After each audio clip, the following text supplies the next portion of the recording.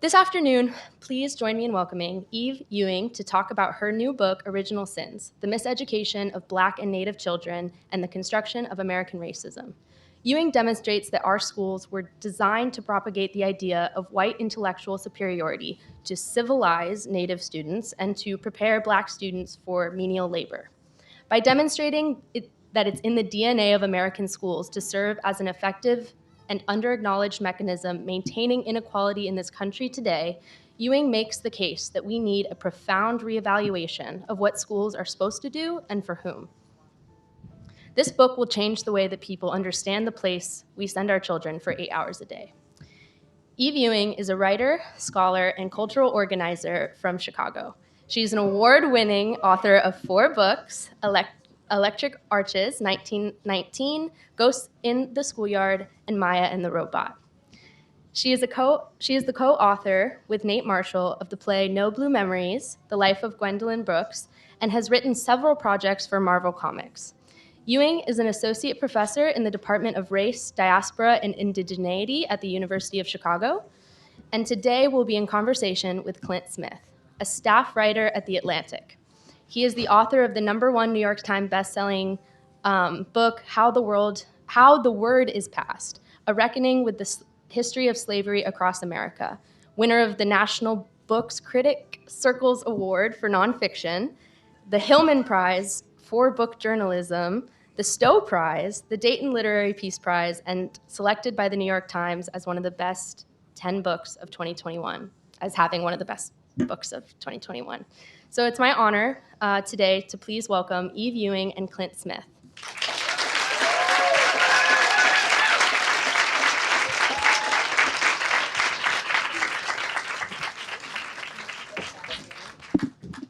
Is it afternoon? Good afternoon.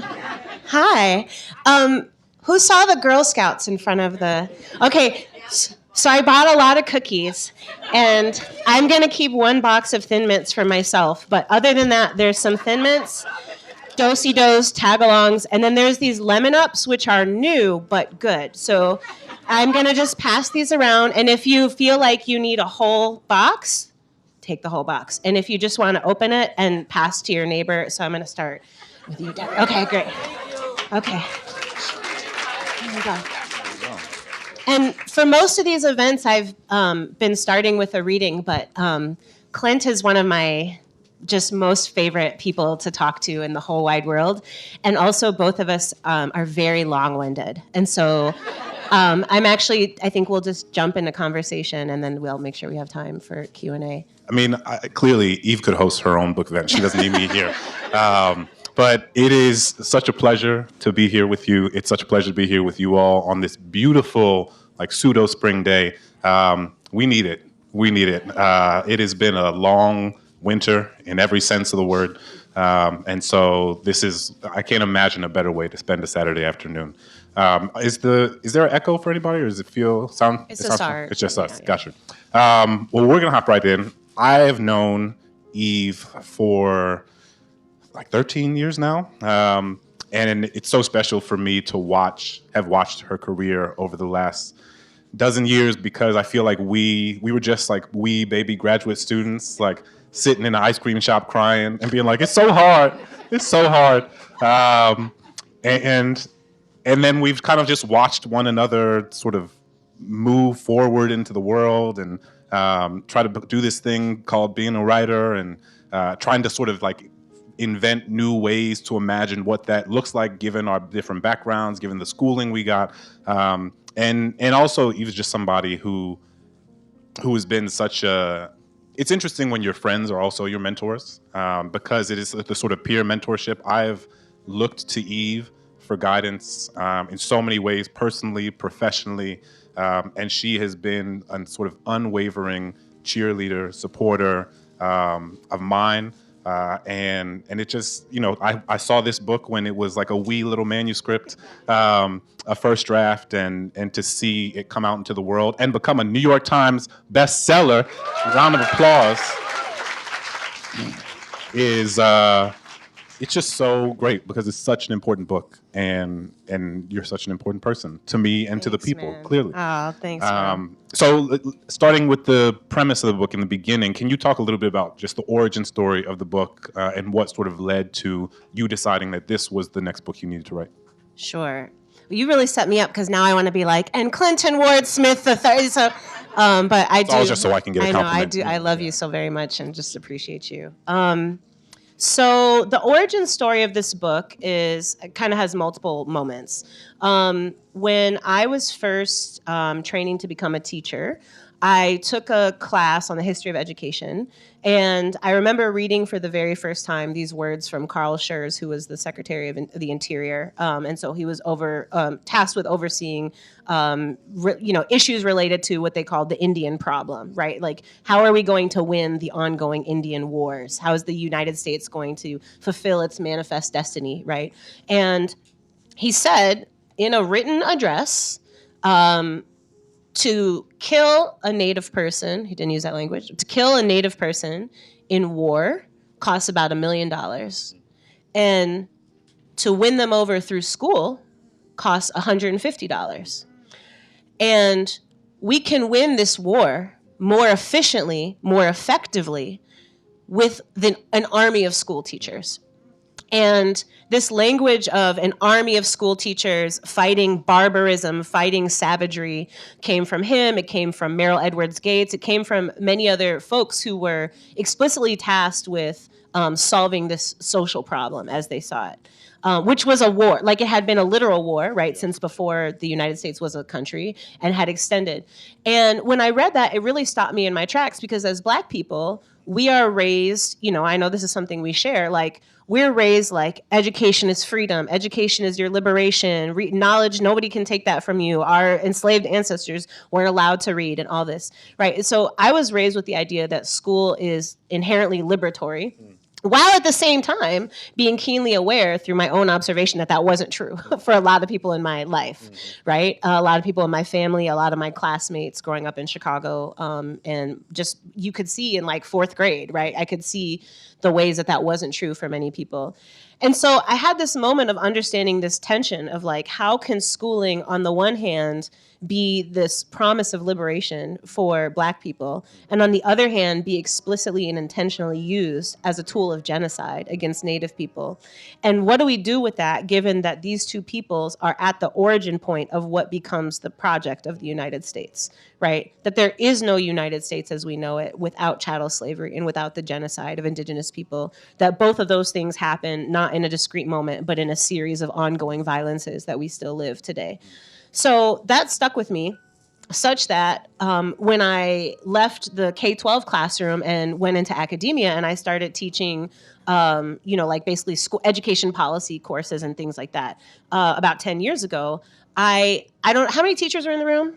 Yay! Oh, so good to see you. Woohoo! Our people. Our people. So good to see you.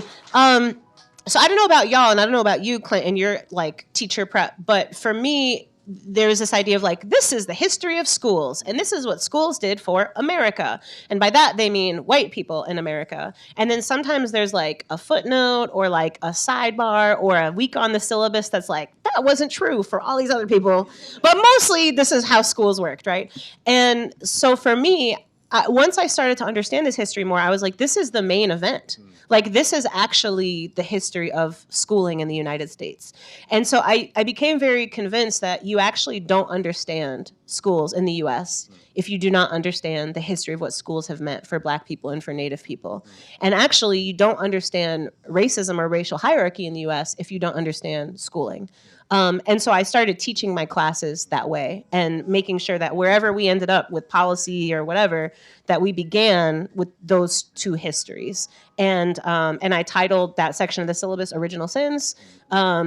And every year as we do, I'd be like, what's like asking my colleagues, like, what's the new thing? What can I assign? Where's the book that like, I'm doing a little bit of excerpt here, an article here. And there just wasn't anything that sewed that conversation together in a way that worked for me pedagogically.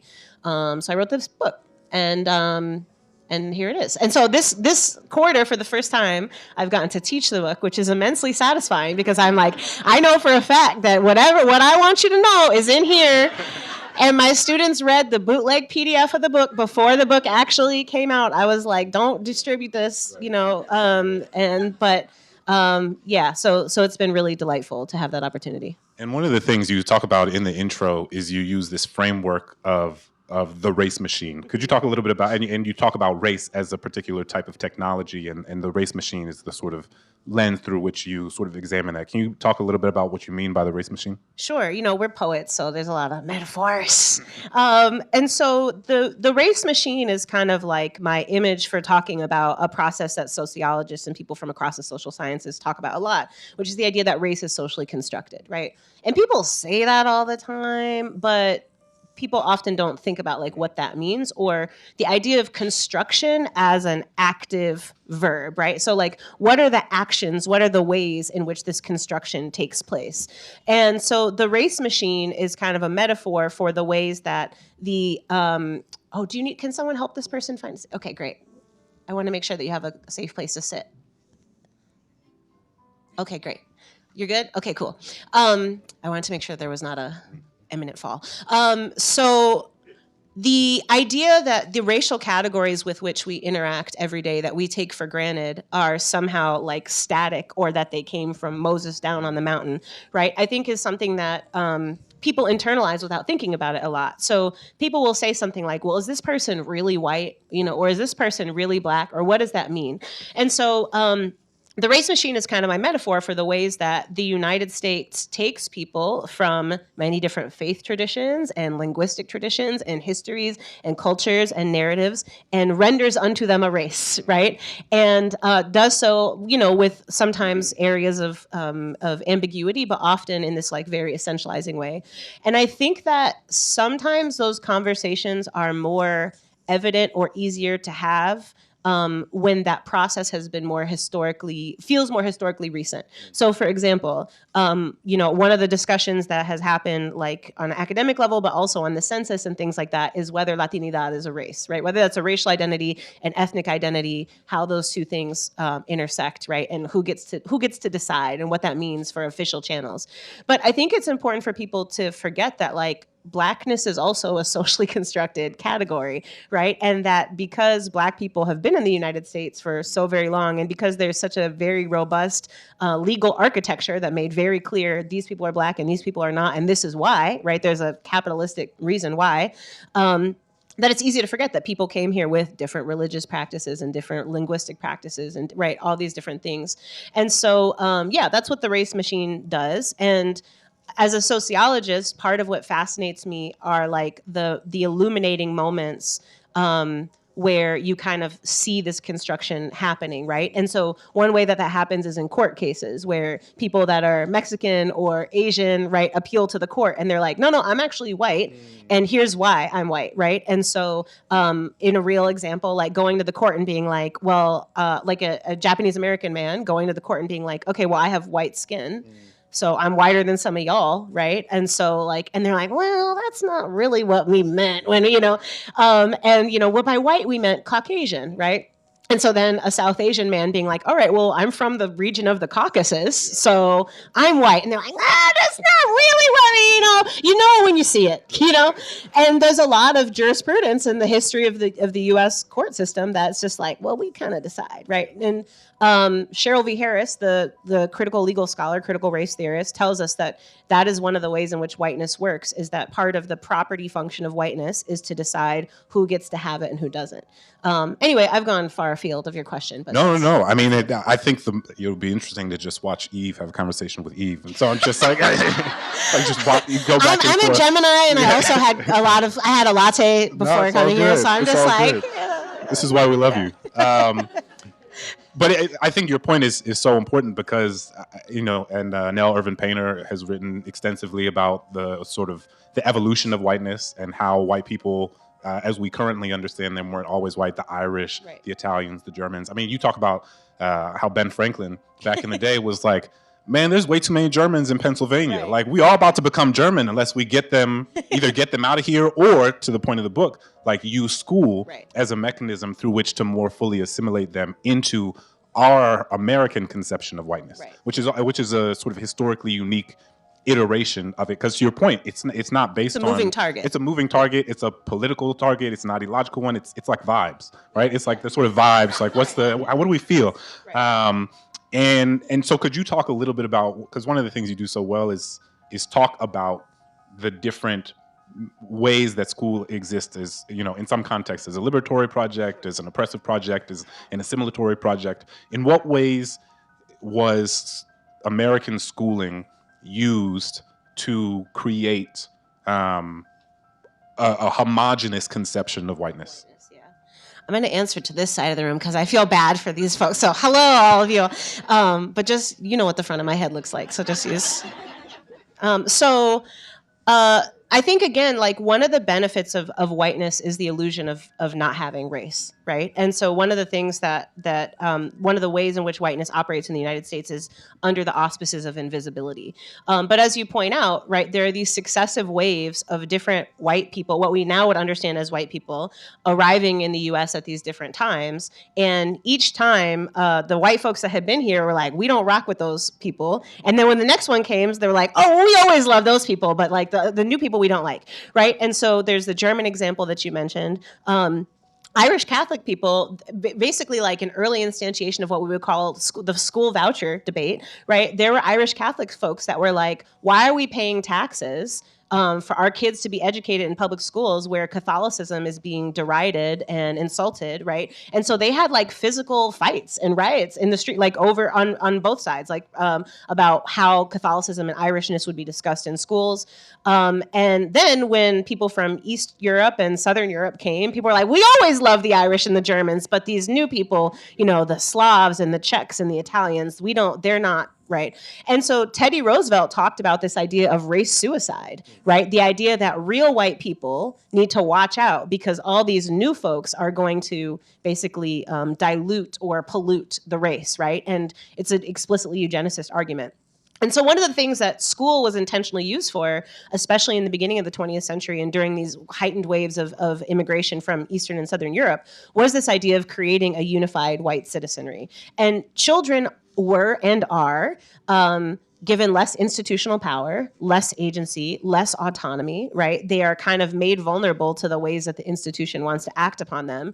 And so things that we now take for granted, including kindergarten, including the Pledge of Allegiance, including the games you played during recess, including the food that you eat in the cafeteria, are all things that, as this is the kind of thing where the reason I have so many citations is otherwise I sound crazy when I say this. These are all things that were intentionally, explicitly created by school reformers. And they're like, this will help these kids become white and forget that they are Italian, forget that they are Jewish, right? There's a gentleman who wrote, one of the sources I quote is a journal, academic journal called the Recess, the journal, the Playground Journal. And they basically were like, we need to teach kids how to play games on the playground in a structured way so that they can learn how to participate as members of a democratic civil society, right? And that after a few weeks of this, they will forget that they're Italian. They will forget that they're Jewish, right? These are quotes. One of the favorite examples that I love to talk about is the food, the lunchroom example. And so there were a group of very nice white lady reformers in Boston. And they were like, we need to teach these new immigrants how to eat good, wholesome food, Not food, with that seasoning. Yeah, food with no spices, no sinful spices and garlics. Get that out of here. Yeah. And so we need to teach them how to cook, like clam chowder and like things that, I do love a clam chowder, so it's not to disparage chowder, but good bland food, puritanical bland foods. And so they tried this with adults. They had these settlement houses where they're like, hey, who wants to come in? And people didn't want it because it was whack, right? And so they're like, okay, who is in institutions that we can make eat this food, right? People in asylums, people in hospitals, and people in schools. And specifically, they landed upon children because they're like, the kids are going to learn, they're going to develop a palate for these tastes. And then they're going to go home and they're going to teach their families how to, they're going to go home and ask for these good foods. And fascinatingly, that became incredibly effective, right? And so what they did was they then formed the American Home Economics Association, and that's the invention of what we call home economics, right? And they actually lobbied Congress to make sure that they would then get lots of money to make sure that home economics would be proliferated across the country, to literally teach people. And if those of you who grew up in like the 50s or have grandparents who grew up in the 50s, right? This idea of processed food, right? Wonder Bread. You go to Europe and you're like, everybody just goes to the bakery every day and gets like fresh, delicious bread. But the idea of food that lasts forever, right? Those kinds of things. And so, yeah, a lot of these structures that we very much take for granted as part of the air and the water of schooling actually had these very explicit social purposes of creating whiteness through the vulnerable population of children. And even going, it's been real. Before that, you and I both used Jefferson as an entry point for our respective books. Yes. There's a lot to say about Jefferson. So said a lot of things. So much. My editor was like, "Do we need so much Jefferson? Right. Like, this is like a lot." But he's so helpful in that his the totality of his oeuvre, his corpus, yes. would it perfectly captures your thesis, right? Because the entanglement of his the way that he talks about enslaved people, the way he talks about Black Americans, and the way that he talks about Indigenous Americans. Yes. There's a lot of overlap, but there's also distinctions, as is demonstrated through your book. What about Jefferson's sort of politics and framework did you feel was the thing that was a sort of helpful way to begin the origin story of Original Sins? Yeah, well, I mean, I'm joking, but originally there was like 100 pages of Jefferson in the beginning. Remember. And my editor was like, this is a lot. And I held on, as writers, you have to kill your darlings. And I'm usually pretty good at that, but I held on like almost to the proofs. And then I was like, I'm really misleading people about what this book is about if the first 100 pages is just Thomas Jefferson. I was in the beginning of the book. I know, too. You were there. I got cut. I'm sorry. Yeah, How the Word is Passed. She was like, as Clint Smith said, and How the Word is Passed. And then I opened the new version. I wasn't there. I know. I'm sorry. Sorry. I'm sorry. You gotta, it was my head, not my heart. But so I think Jefferson, there's kind of two things which are like, I'll say material and symbolic. Okay, so the material part is that, as we know, especially speaking here, he was a very important architect of American civil society as we now know it, right? And both like a material architect in the sense of actually creating and running the institutions that come to govern the republic of the present, but also the ideological architect, right? And we see this. I mean, think about how often you hear people say like, "All men create," right? To quote the Declaration of Independence, right? The ideological framework that he set out for the U.S. is seen as kind of North Stars, right? Of the way, I guess it can't be plural. There's only one. A North Star of how we think of the American project. But we do that, as you point out in your book, right, very selectively, right? And so there's some things that Jefferson said that get quoted a lot, and other stuff he said that doesn't get quoted so often, even though he said all the things. And so some of it is material, and part of it is, I posit, and I would love a historian to correct me or find a counterexample or tell me that I'm wrong. But as far as I can tell, Notes on the State of Virginia is possibly like the first text on race and education in the United States, right? And it is that because he sets forth these ideas about race and theorizing about race. And he also, as part of his like grand plan of how society should work, sets forth his ideas about a meritocratic education. And what he says is that, which at the time you can think of as being like relatively progressive or radical or whatever, but for the context, is that like basically education should be provided to everybody, right? This is like a wild thing to be saying at the time. Education should be provided to everybody up to a certain point, and then at each stage you figure out who the really talented people and the most deserving people are, and then you like everybody, the community supports them to go to the next stage, right? And that's kind of like, that's the premise of people who believe in meritocracy. That's kind of the premise of a meritocratic society. The idea that public school, from K-12 is accessible to everybody, and then you're going to find the best and brightest and then uplift them, and they're going to do collective good. And so that's something that he wrote about in Notes on the State of Virginia. So part of it is like the material part of it. But also part of it is the symbolism. So one of the like themes of this book that's maybe not, I don't know, headline worthy, but for me as a writer is like one of the most interesting parts, or me trying to work something out, is a recurring theme for me as an education scholar is I'm very interested in what makes a good school, who gets to decide, and like what smartness is, what intelligence is, who gets to decide. I'm very fascinated with that because I think that a lot of people who otherwise are very progressive and very imaginative, I think there are many ways in which we go through our everyday lives without like questioning those things, which makes me kind of obnoxious because people will be like, this is my friend Eve, she's so smart. And I'm like, what is that? Like, okay, and I'm like, that's like, and I'm insufferable. But I do think it's important. What I would say is that I have a random assortment of traits that overlaps with the Venn diagram of the equally random assortment of traits that are celebrated in schools. And that there are many, any teacher or just like human knows this, that you have so many people in your lives that you're like, this person is so gifted and so brilliant and so magical at things that other people decided are not important for whatever reason. And so because I'm interested in this idea of like, what is intelligence? The symbolism of Jefferson as like the erudite, like the intellectual, the sage of Monticello is very fascinating to me. And it's fascinating to me the way that persists even as it's become like less in vogue to openly like love Jefferson, right? So people will still have like these Jeffersonian dinners, just all these ways in which he's still kind of unchallenged as this intellectual titan. Vibes. That I find fascinating.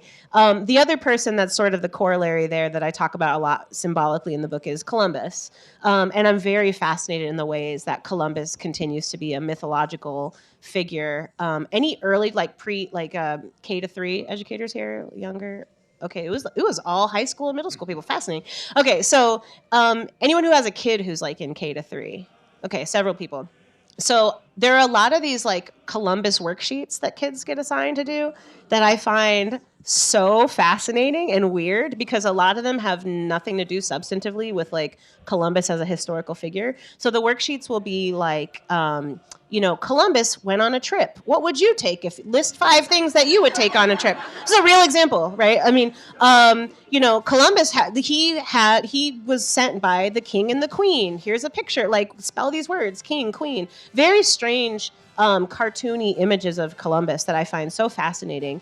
And I think that like for most of these activities, you could basically swap Columbus with like Santa Claus or like, I'm very serious, like, because you're not teaching anybody. Yeah, it's right. It's cultural transmission. So what is the real point of these activities? And why are we using this person who's deeply implicated in slavery and genocide to do these like seemingly benign things at such an early age? My research team and I, we did an analysis of Teachers Pay Teachers, the website that perhaps many of you use. If you've never heard of it, it's exactly what it sounds like. And we did an analysis of over 3,000 lesson plans that were all related to Columbus Day. And they were deeply overrepresented in early childhood, right? And so I just find that weird. Like, and when you push against this, when you say, like, why are we teaching kids part of this story of Columbus and not this horrific part of the history? I think an obvious response would be like, well, that's not appropriate to teach a 5-year-old. Okay, well, we don't teach like a sanitized version of other people who've committed human rights atrocities. We don't say, well, we're going to teach it when you're 5, but then we'll make it like, right. We wait until kids are old enough, or we figure out a scaffolded, developmentally appropriate way to do it over time. So I just I think it's one of those ways in which settler colonialism is very nefarious, that we have decided as a culture that it's somehow normal to pinpoint this architect of, again, like indigenous genocide and slavery, and it's somehow really important that kids learn about him in preschool and like color pictures of him. It's very weird. And I think your point about the sort of ways in which intelligence is coded to, be valued in certain ways and other ways, and I think to push it even further, it's also the sort of arbitrary nature of birth and circumstance, right? Yeah. I mean, I am a case study in this. Like I was tested for the gifted and talented in 2nd grade. And I was tested by a white woman, and she was like, no, he's not going to be in gifted and talented. Then my mom came to the school, and she was like, this white lady is wrong. That's not true. Right. Like, he needs to take this test again. I took the test again with a black woman who was like, yes, he should be in gifted and talented. That changed. But it was objective, Clint. Right. It was an objective test, right. But that changed the entire trajectory of my life. right? Like from the second grade, half the day, I was pulled out into a class of 5 kids and taken out of the class of 35 kids.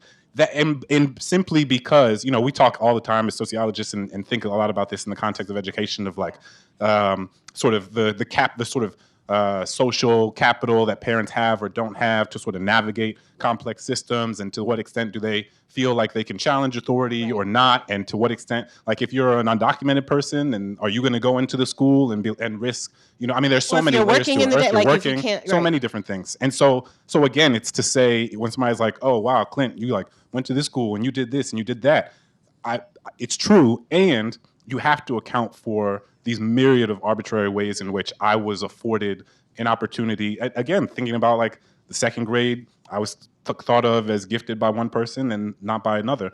And the way that how many versions of Clint are there who didn't have this opportunity to take the second test, right? Like how many kids in DC are there who are like, they're not gifted. And that's where it ends. Well, and this is borne out by empirical evidence, right? And so there are a lot of ways in which like simply race matching teachers and kids, I think, is not a panacea, because there are a lot of people that have internalized anti-Blackness, right? And or think that like there are a lot of Black educators that are like, the way that I prepare you for a racist world is to haze you, right?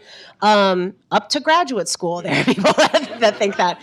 Not my advisor, but other people, right? And so race matching is not like everything, but it is borne out by the evidence empirically that Black children are more likely to be referred to gifted and talented programs when they have a same race teacher, right? And so there are many ways. Like, so then what do we do with that, right? There are a lot of places to go with that. One way to go with that is like, we need more Black teachers, right? Sure, for lots of reasons.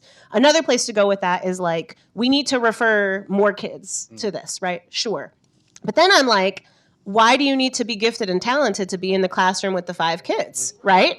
In fact, one might suppose, if you were like an alien from another planet, you might be like, maybe people who need more academic support should be in the classroom with, right? So it's backwards. And part of it is because the individualistic meritocratic ideals of this country tell us that there's a slippage between all these things, like to be smart, to be good, to be hardworking. This is all a package, right? And so we have in cities like DC, like Chicago, like Philly, like New York, these choice-based portfolio models of education where as a kid, you're supposed to like duke it out and prove your worth to get basic stuff. Right. And many other people in other parts of the United States, with the kind of school choice that they experience is having enough money to move to a place where they just like wake up and send their kid to a school that's 5 minutes away. Right. And then there's a way that people are like, oh, we moved here for the schools. And that's also sort of and I say this in a observational and not individually attacking way, but there's like a kind of self-congratulatory, right? Like we did the right thing. We did what we were supposed to do. And so, so for me, the question is like, how do we go beyond levels of representation, right? Which I think is important and is kind of the first step. But then how do we go a little bit further and say, whose knowledge, like I want to know what the test was, right? I want to know what you were asked. I want to know who gets to decide. There's a teacher that I quote, who's a Dene teacher who I quote, that I had this conversation with over lunch in the book. And she talks about being on the Dene, the Navajo reservation, and being in an IEP meeting about a student. And hearing everybody in the meeting go on and on about all the deficits of this student. And he can't do this, and he can't do this, and he can't do this. And she said, this is a kid who, by himself, can like break down a sheep, like shear a sheep, card the wool, weave the wool, right? Break down this, like do all these things, do all these amazing things. Where do we count that, right? Where do we count all of these other ways that people can be brilliant? And who gets to decide, like, why isn't it that is the test, right? Indigenous lifeways and forms of knowledge is not the test. And then we're talking about all these other kids that failed. So I'm just very fascinated by that. 100%. And to your point about what questions were you asked on the test? Why are we valuing certain things and not others? One of the things that was so shocking to me, I learned so much from your book, and one of the things that stands out that I remember is that in, I think it was the late 90s, when they were doing, you have a section on standardized testing.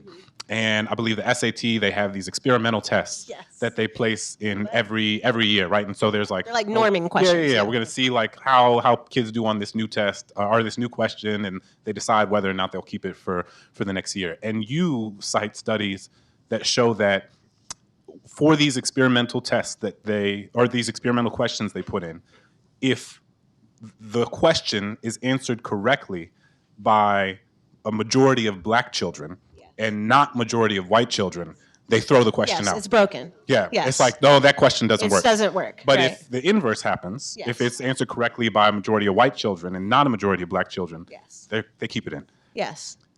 That's wild. It is. And I want you, and so this is one of the claims that I make in the book is that like people have deeply internalized what I call the gospel of intellectual inferiority, which is the idea that black people and Native people are just inherently less smart.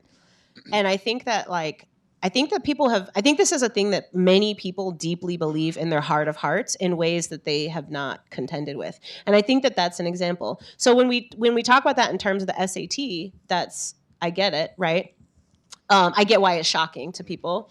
And I just wonder, and maybe I'm cynical, but I just wonder how many folks in the audience who are educators, if you got a question, like if you did an algebra test, right, to all the students in a diverse school population, and you saw that for some reason all of the black students just did better, right, in a random statistically significant number, how many people in your staff meeting or in your review of the data would be like, that's weird, right? Whereas how many times do you see the same achievement gap data over and over and over, and people are like, yes, it's just so very sad, right? But it's like normal. And I'll never forget John Diamond, who was one of our professors in grad school, the first time that he showed like a standardized test, like NAEP scores or something by race on a graph. And he's like, he asked us about the achievement gap, and everyone's like, oh yes, the black and brown students, they're doing so low. And he's like, no, there's an achievement gap between the white students and the Asian students. That people are just like, that we just don't. Like the idea that white intelligence is the baseline and is normal, and that anything else from that is like deviant or aberrant goes so unquestioned. So yeah, I don't know, it's deep. We're sitting by all these football books, right? And another way that many of you may have followed the class action lawsuit of the NFL and the CTE, right? And so insurance companies enacting a history that has a very long, like a trend that has a very long history, which is having to assign monetary value to black people's bodies. They literally like wanted to pay out less money to black football players based on the amount of brain damage that they received, right? Because the idea is like, if you have a lower IQ, the baseline for black people is different. So like dollars and cents, like you get less, your IQ points are worth less money, which again leads me to ask, like, what are these, what are we talking about? All this is made up. And so, but it's very insidious and structured into these things that tell us, like that gifted test, like it's just and I'm sure somebody told your mom that, well, this is just the test 100%. We use. We are going to transition to audience questions. Just why I didn't read. Just a sec. Yeah. So there's a microphone here. If you have a question, please feel free to come up. Please keep it brief so that as many people who have questions can ask them. You don't need to give your manifesto to Eve. Please send in an email, a pigeon, like such as you don't need to do it here. Clint was like, he couldn't even finish a sentence to send an email. He knows I'm not trying to read the email. I'm not trying to read it. Don't send the email. I mean, maybe just shout it into the wind. Yeah. But the Girl Scouts. And tell me, and just we are in a moment, in a political moment, in which so much of what you write about in this book is profoundly politically charged. Yeah. People are getting laid off from the Department of Education. Teachers are being told that if they don't teach a quote unquote patriotic education, that their schools will lose federal funding. How are you thinking about what it means to be an educator in this moment? And given that, half the audience is teachers, I'm sure so many people are just wondering how you think about what it means to sort of ethically and thoughtfully navigate the moment we're in.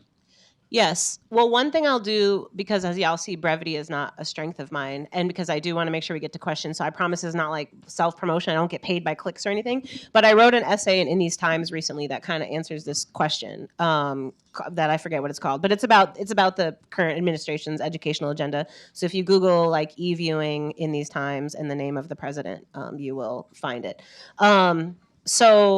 So that's one thing, but I guess there's a couple different answers, right? And so from an organizing perspective, there's strategies and tactics, and there are many different ways to resist and dismantle ascendant fascism. And I think one thing we have to do is recognize that like there are many ways to do this work, and the more time you spend critiquing the perceived impurity of the way somebody else is doing it, the less time you're spending actually doing something. And so if you don't have anything nice to say, don't say anything at all. So there's that, because there's a lot of like, and well, you did. It's just like, okay, we need everybody doing all the things right now. So some of the material things, number one, I know I'm not unique in saying this, but like the preemptive compliance is not a good idea. And that it's not gonna work. It's not gonna save you. It's not, if they're coming for you, they're coming. And so this, let's tweak the web and don't. Wait, I told somebody said, are you gonna change? I said, until someone comes to my door and tells me, you know, like I'm that's the level. Like if you're not, and the other thing is that we see from history that these types of systems rely on people mistrusting each other, turning on each other, and snitching on each other. And so and also like policing yourself, right? Like self-policing and preemptive compliance and preemptive obedience. So don't do it. And the websites, right? Like the snitch website, everybody needs to go on the snitch website and just, I don't know, copy and paste some like the first Harry Potter book or something. Just like flood it, right? Like make it impossible. And I say this because, right, like this is a quote that you know, like when it is getting real. It is getting realer by the day. For some people, it has been real for a long time. But as James Baldwin said to Angela Davis, right, if they're coming for you at night, they're coming for me in the morning. And the other thing he said, and this is going to sound morbid, and I apologize because I know there's kids here, but he said, we have to make the corridors to the gas chambers impassable with our bodies. Now, I don't want it to come to that. I love being alive, right? But I think that the stakes are, like, that's how we have to understand the stakes. And so there's that part of it. Now, that being said, again, I'm not unique in what I'm about to say, but as many people have pointed out, there is a shock and awe strategy happening. And so the idea is that every time you open the news, every time you open your phone, that there's so much horrible stuff that you're like, I literally don't even know where to begin. And that's not you. That's not a personal weakness. That is like a cognitive fact of the human body. And so what do you do with that? What you do with that is we have to understand how to not only be reactive. So you and I and many people like us and many people of color and many marginalized people in this country have a long history of the most important things that we had to learn not being learned in state-sanctioned classroom spaces, right? And so there was no, enslaved people were learning how to read when they could get their hands cut off, when their lives were at risk, right? And so how do we think affirmatively about what are the things that we need to learn and to teach in order to be as free as we possibly can and to show love to the people that we love? And how do we, the question I've been asking at all these events is like a 3-part prompt. Sorry, I have a very middle school teacher energy, right? So I encourage everybody who's here to, like, not in a reactive way, not in a way that has anything to do with the news or the headlines. Sit down one day when you're feeling good and the birds are singing without your phone and take out a piece of paper and just brainstorm like 2 to 5 things that it's very important to you that young people in your life know. And it could be learners of any age, but let's start with young people, right? Could be elders, could be anybody. What feels important to you, right? It might be how to speak the language that your grandparents spoke. It might be how to grow your own food, right? It might be how to treat people a certain type of way. It might be the creation myths of your people, the things that feel important to who you are. That's the first thing. This part 2 is, what can you do to teach that to somebody, to anybody? Can you make a zine? Can you do a webinar? Can you have everybody over for brunch on a Saturday and do a workshop? Can you start a reading group? Can you do a book club, right? And then the third thing is, who can you do that with? What is the collectivity of that work? that kind of creative and affirmative way of thinking about what education is necessary right now to remind us that schooling and institutional spaces, they don't have a monopoly on the human mind, right? And in fact, for many of us, the most powerful and transformative learning of our lives will not be in a classroom.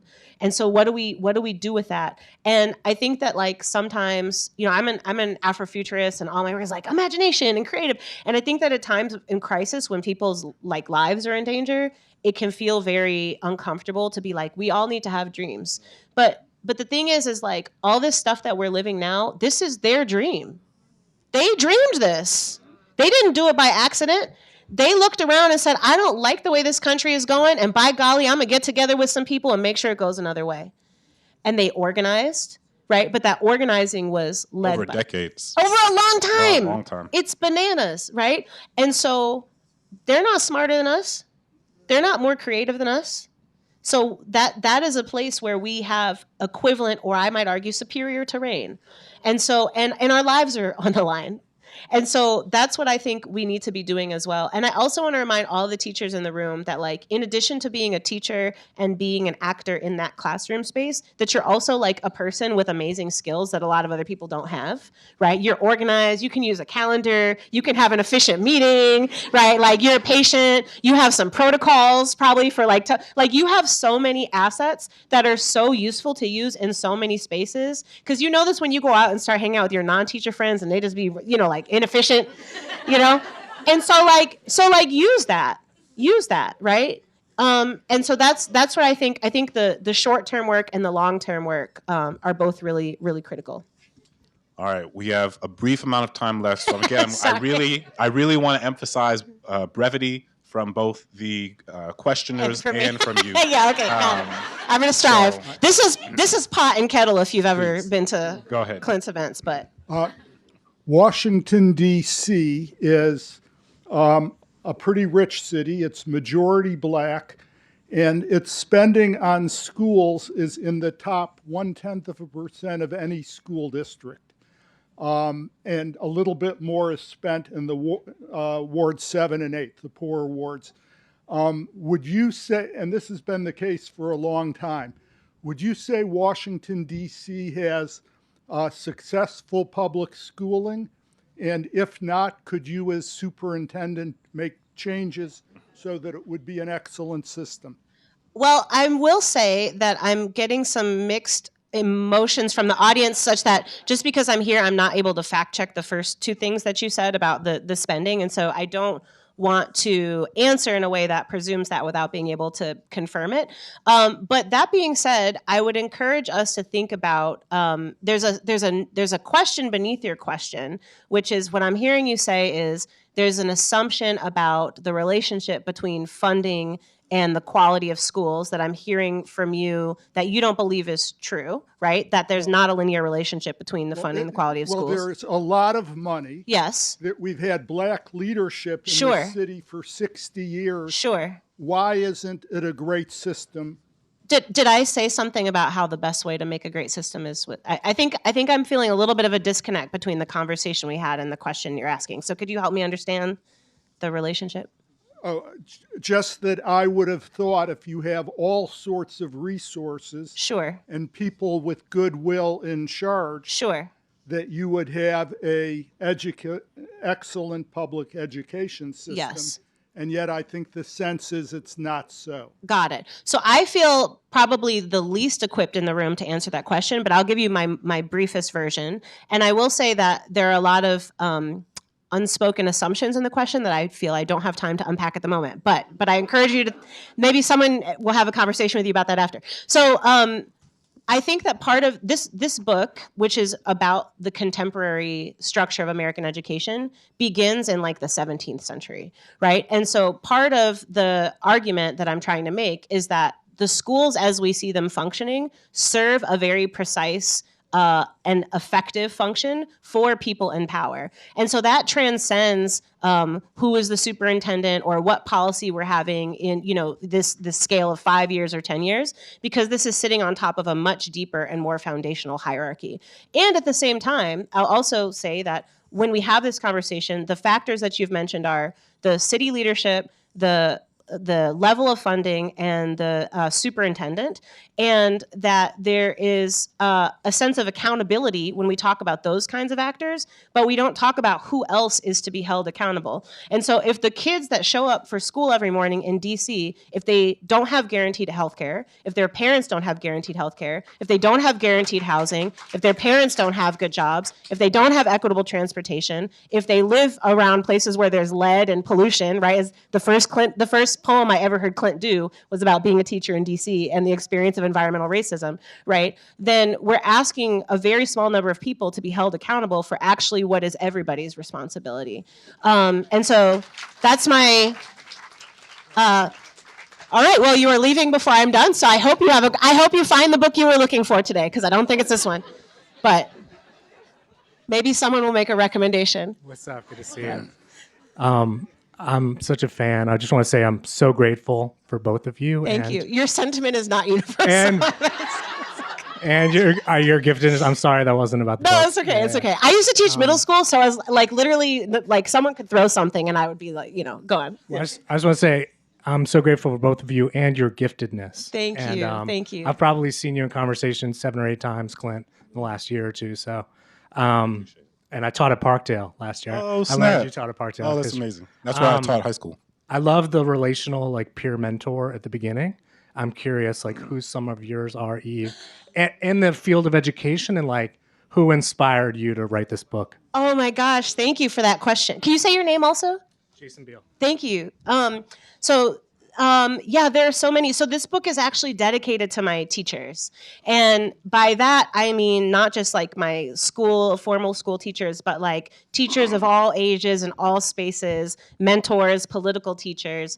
And I feel so blessed. I'm going to try to, I'm messing up already. Okay, here's 3. I'm going to name 3. Okay.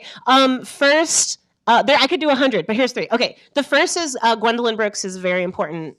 Okay, I'll do a package deal. Gwendolyn Brooks, Audre Lorde, Lorraine Hansberry, Zora Neale Hurston as like Ida B. Wells, right? So like those are like Lorraine. I said Lorraine Hansberry, like kind of that's part of my pantheon. June Jordan, right? Just like Black, queer, revolutionary, or like those folks very important to me.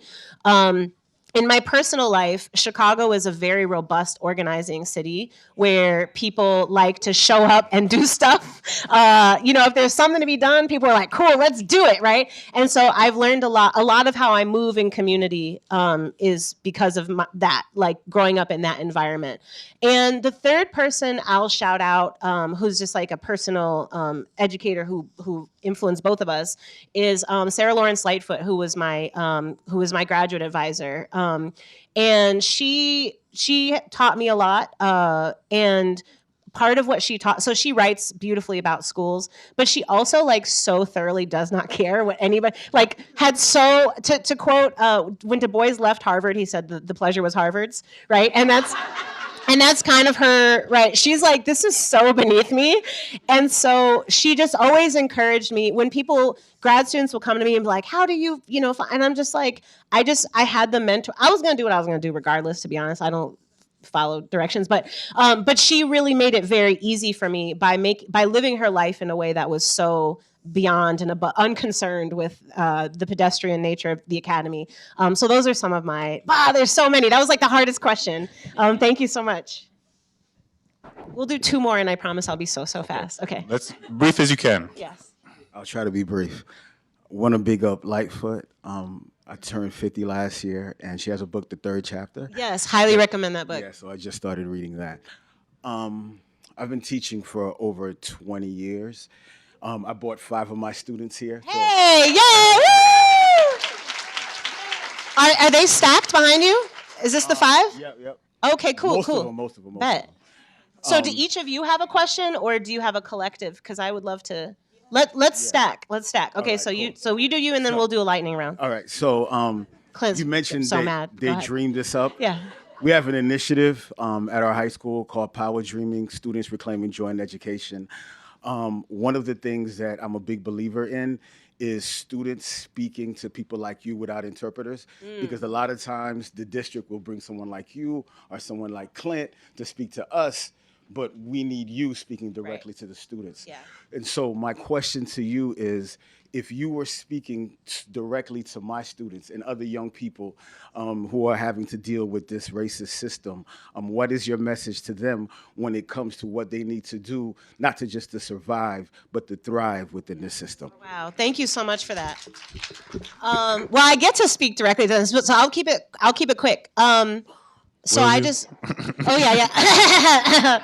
Yes. So I come from the city of Fredhampton, right? And so, so many of the most radical things that have ever happened in the history of the world were led, I mean, SNCC, right? Like there's so many examples of young people. And if y'all don't know who Fred Hampton is, please Google, or the teacher's about to hook you up after this. Don't just watch Judas and the Black Messiah. Like read a nonfiction text first, and then optional additional viewing. But so many of the most transformative moments of the world have happened because of young people that stepped up. And you don't have to wait for anybody's permission. You don't have to wait for anybody to, tell you how to do it the right way. And also, intergenerational mentorship is incredibly important. And so you are the expert on your own life, and also find and seek elders, however you define that, that you trust to have your back. And don't be afraid to ask them questions and ask them to show up for you in moments that you need it. That's what I would suggest. I did but. So I would love to hear maybe from each student if you want to do like a real quick lightning round, and then I'll synthesize them into a chimera of a, yes. Okay. Well, I was thinking, since like I'm a junior in high school. Can you lean down just a little? Thank you so I'm much. a junior in high school, and I'm just like realizing what's going on. I was wondering if you thought that the school system's like its purpose was to push out these workers that are like they listen to like their employer without no thought in mind. They listen to them yes. do whatever that. And also if it's like just to assimilate these people into these like our society, I guess you would say. Yes, I would say that. Okay. Yes, that was. Yeah. Thank you for asking. Easy. But thank you for your question. Hi. Hi. I was just wondering, as educators, what your thoughts were on restorative justice, and if it would really help to foster community building in our schools. What a great question. Okay, restorative justice. I'm going to hold that. Okay, let's do the next one, and then there might be a way to.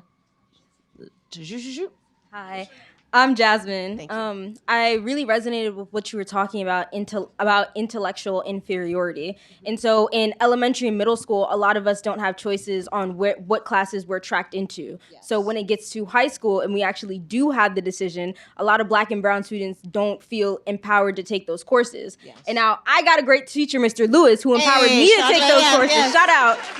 But Mr. Lewis doesn't have a million eyes for all his Black students. So Or does he? No, just kidding. So I was wondering how we as students can act as our own parents and our own teachers and support each other to take those higher classes. Thank you for that. Okay, are you taking note? Okay, good. Okay, restorative justice and tracking. Okay. Okay. My name is Ferris, and I'm actually interviewing you, Clint, in a couple months. I don't know if you know that, but yeah. So Give him only 30 seconds to answer each question, and then if he goes. but yeah. So I'm also a junior at BCC. It's in Montgomery County.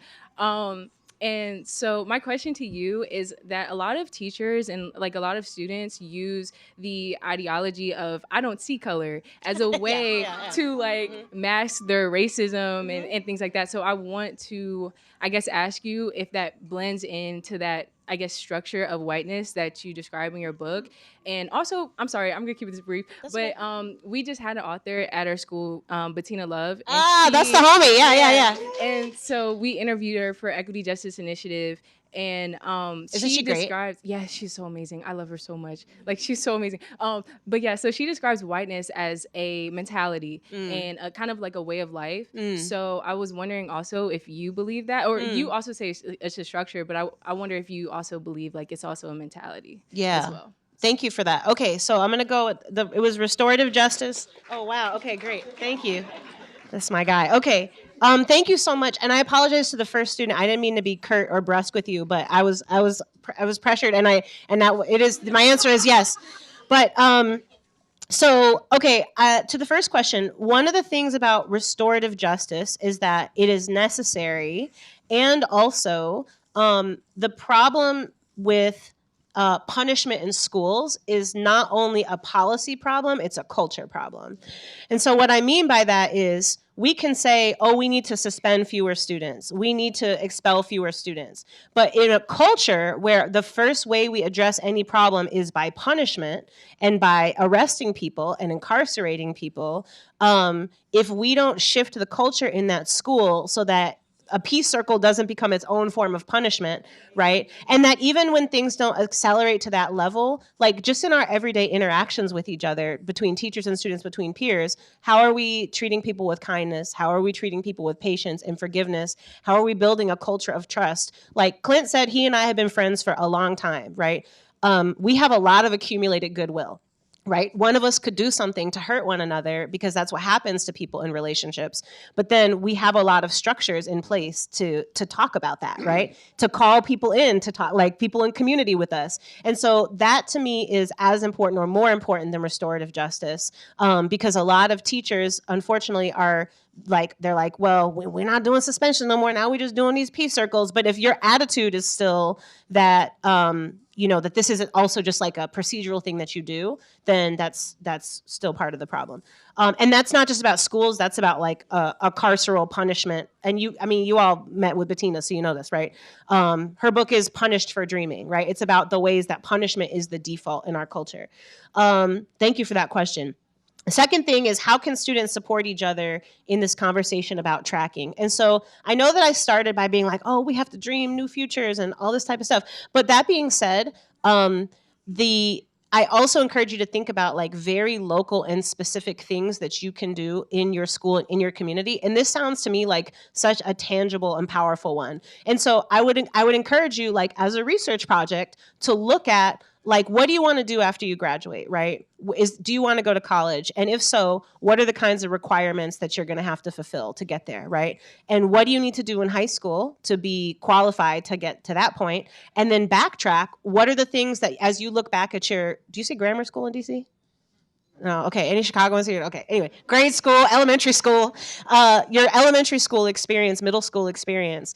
Are there more classes or different classes you would have to take? And I would really love to see that, like as a participatory action research project, that Mr. Lewis is going to hook up for you, right? And just like go back, present that. That's the kind of thing I would love to see what those teachers and those parents say, right? And what are the outside resources? I taught at a school where, because we didn't have the money to do anything else, we taught algebra after school as like an extracurricular thing. So kids had to stay. We paid for essentially like a licensed teacher that was not on our staff to come after school. And then we had budget cuts. And so my principal, principals be coming up with stuff. So she was like, okay, I found a guy who speaks Mandarin and he also can do algebra. So I'm gonna have him in the first part of the day. He's gonna do Mandarin with the 4th and 5th graders. The older kids, it's too late for them. Like, but then we'll do, right? And so like this, we were robbing Peter to pay Paul. But the point is where could there be a change there if there's specific classes? Algebra is one that's often kind of a pivot point, right? If you can get algebra in 8th grade, it opens up a lot of other things, AP classes. And so, yeah, Mr. Lewis, he's going to hook it up for you. Okay. The teachers who say they don't see color, that is a form of racism. It is there's a book by Eduardo Bonilla Silva called Racism Without Racists. And it's about how like no one's racist, but somehow there's all this racism, right? The traditional scholarly term for that is colorblind racism. A less ableist term that I and other people have started to use is color evasive racism. And so actually what people are trying to do is they're trying to avoid talking about race, right? And what I would, it's not your responsibility to point this out to these teachers, but if you felt like it, right? The fact is that you live in a world that does see race. And to say that people don't see your race is to say that they don't see you, right? And that they are not preparing to love you, support you, and celebrate you, and set you up for success in the way that you need. And so I will say that a lot of people, and specifically a lot of white people, are raised to believe that it's impolite to talk about race. And so sometimes they say that because they're like, I don't want to be rude. which is funny because Black people in private company will be like, yeah, like that's the first thing people point out. It's like, it was a white lady, It's like, right? But people will be like, I don't know, I don't see color. Black people are like, yeah, the white lady came through and she said, I had to move my car. And it's like, was it relevant that she was white, or she was just, that's just what it was. And so it's not, that is the reality of who we bring. And for teachers in the room, right, like our job is to love, educate, and celebrate the totality of the young person in front of you. And so it would not be rude to, include gender in that, sexual identity in that, a region of where people come from, all those type of things.